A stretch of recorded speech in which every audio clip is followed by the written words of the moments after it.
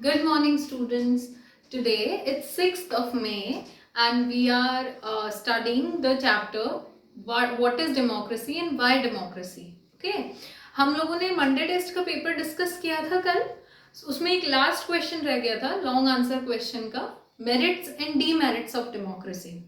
वो डिस्कस कर लेते हैं. उसके बाद we will continue with some extra questions. Why I am giving you some extra questions? ताकि आप प्रैक्टिस करो लिखने की. आपसे किसी भी एस्पेक्ट पे, किसी भी पार्ट पे कोई क्वेश्चन पूछा जाए तो आप कंफ्यूज ना हो जाओ कि ये क्वेश्चन नहीं था.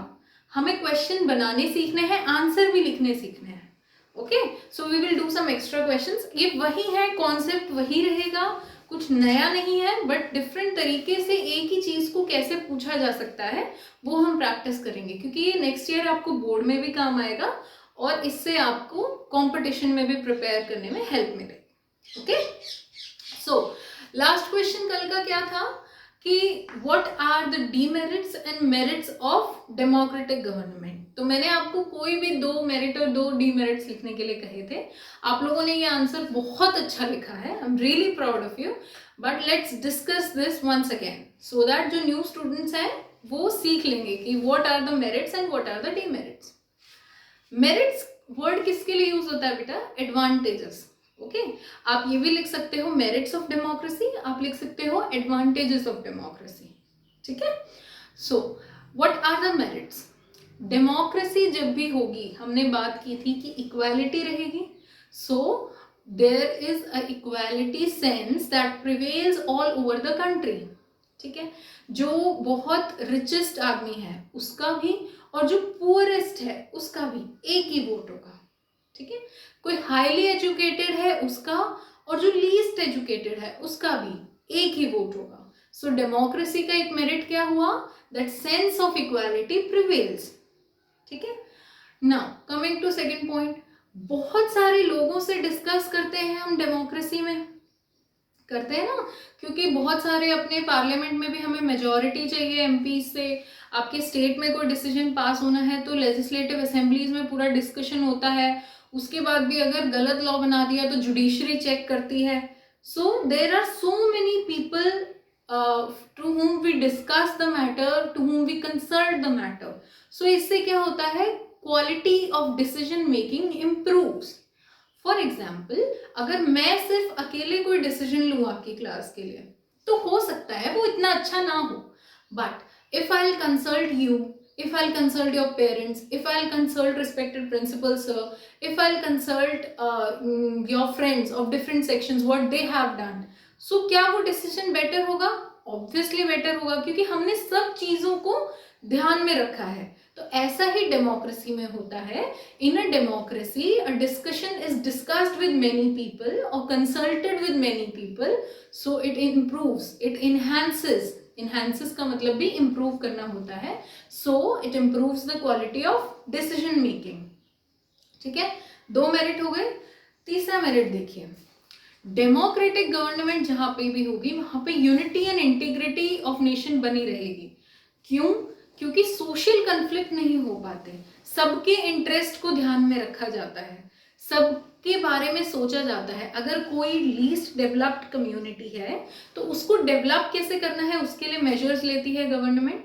अगर कोई ज्यादा ही डेवलप्ड है और फायदा उठाई जा रही है, सो हम जो लीस्ट डेवलप्ड है उसको रिजर्वेशन दे देते हैं. So to bring the least developed community equal to the very developed community. तो जब सबका इंटरेस्ट हम ध्यान में रखेंगे, सबके बारे में सोचेंगे, तो क्या लड़ाइयाँ होंगी? नहीं. इक्वल रिप्रेजेंटेशन देते हैं हम, किसी के बेस पे डिस्क्रिमिनेशन नहीं कर रहे हैं. So that maintains the unity and integrity of nation. ठीक है, अब क्योंकि हम अपनी ही गलतियां सुधार सकते हैं डेमोक्रेसी में. कैसे? हमने इलेक्शन में किसी पार्टी को जिता दिया, लेकिन अब वो पार्टी अच्छा काम नहीं कर रही है. So what do we do? In the next elections we will dismiss that party and we will elect the new party. Or if that party is not working well, we will protest against it. Okay, we will criticize the government. So these are the steps by which we can correct our own mistakes. ये थे advantages of democracy. अब कुछ disadvantages भी होंगे, demerits भी होंगे obviously. तो जो पहला पॉइंट हमने देखा था कि इतने सारे लोगों से डिसीजन कंसल्ट किया जाता है, ये मेरिट था क्योंकि ये इम्प्रूव कर रहा था डिसीजन मेकिंग को। But how is it a demerit? Demerit कैसे हुआ? क्योंकि डिले बहुत हो जाता है। जब आप बहुत सारे लोगों से कोई डिसीजन में डिस्कस करते हो, it leads to delays. Okay, अगर अचानक से मान लो हमारी कंट्री को किसी लॉ की इमरजेंसी में ज़रूरत है, हमें जल्दी से उसके ऊपर लॉ चाहिए, लेकिन वो इतने सारे लोगों से डिस्कस हो रहा है तो उसमें बहुत टाइम लग रहा है, तो ये डीमेरिट हो गया डेमोक्रेसी का। ठीक है। सेकेंड, इलेक्टोरल कॉम्पिटिशन पे बेस है सब कुछ। ठीक है, जिससे हर पार्टी सिर्फ इलेक्शंस जीतना चाहती है, कैसे भी करके हमें बस पावर में आना है। सो मोरालिटी का स्कोप नहीं है, मतलब लोग सच्चाई पे नहीं चलते, ईमानदारी पे नहीं चलते। मॉरल्स क्या होते हैं हमारे अच्छे आदर्श, मोरालिटी पे लोग ना चल के सिर्फ कंपटीशन के पीछे भाग रहे हैं। इससे करप्शन बढ़ता है, that leads to corruption. So what is one demerit? That democracy leads to corruption because it is based on electoral competition and power play. हर कोई बस सत्ता में आना चाहता है, पावर में आना चाहता है, कंपटीशन लड़ना चाहता है. No one is thinking about the development of the nation. No one is thinking about development of us, our citizens.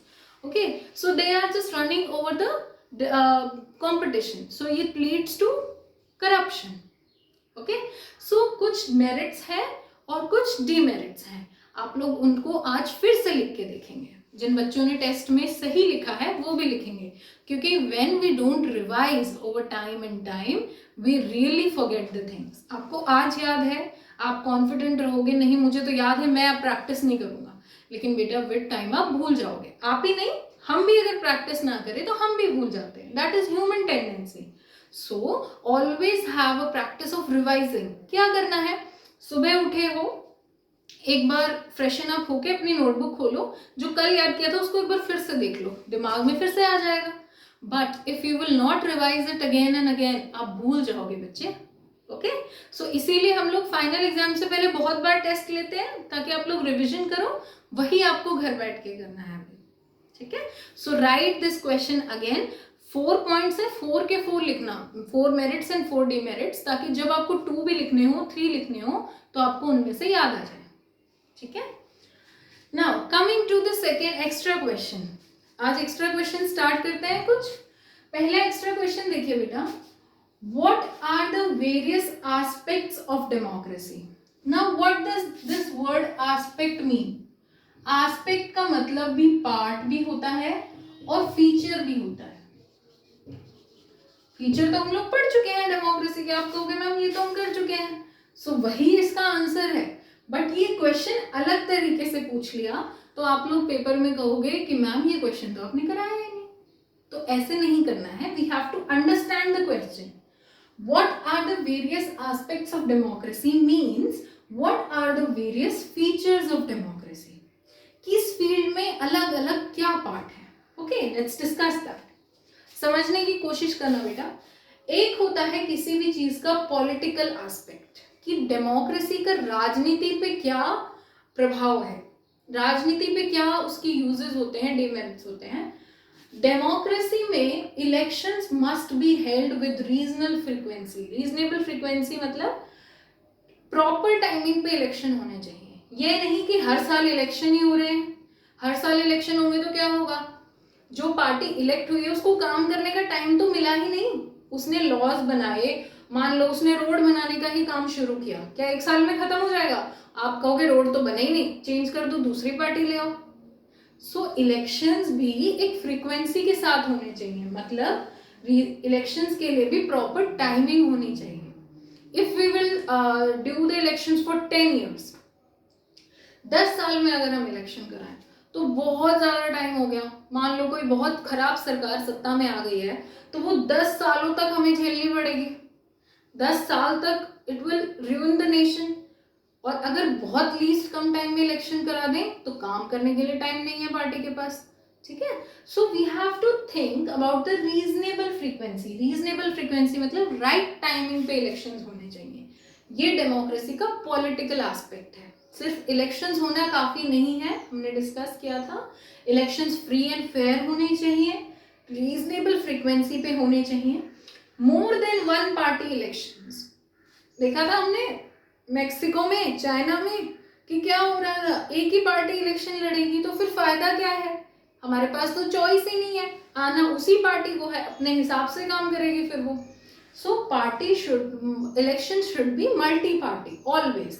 तो हमारे पास चॉइस रहे, जब हमारे पास चॉइस रहेगी तो पार्टी को भी एक डर रहेगा, तो party will have the fear of getting displaced by another party, so it will work better.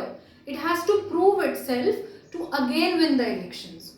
ठीक है, जैसे अगर मैंने आप में से किसी एक को मॉनिटर बनाया, अगर मैं आपको बोल दूं कि आप ही बनते रहोगे मॉनिटर, तो वो काम ही ऐसे करेगा, बोले ठीक है मैम ने बना दिया, मैं ही रहूंगा पूरे साल।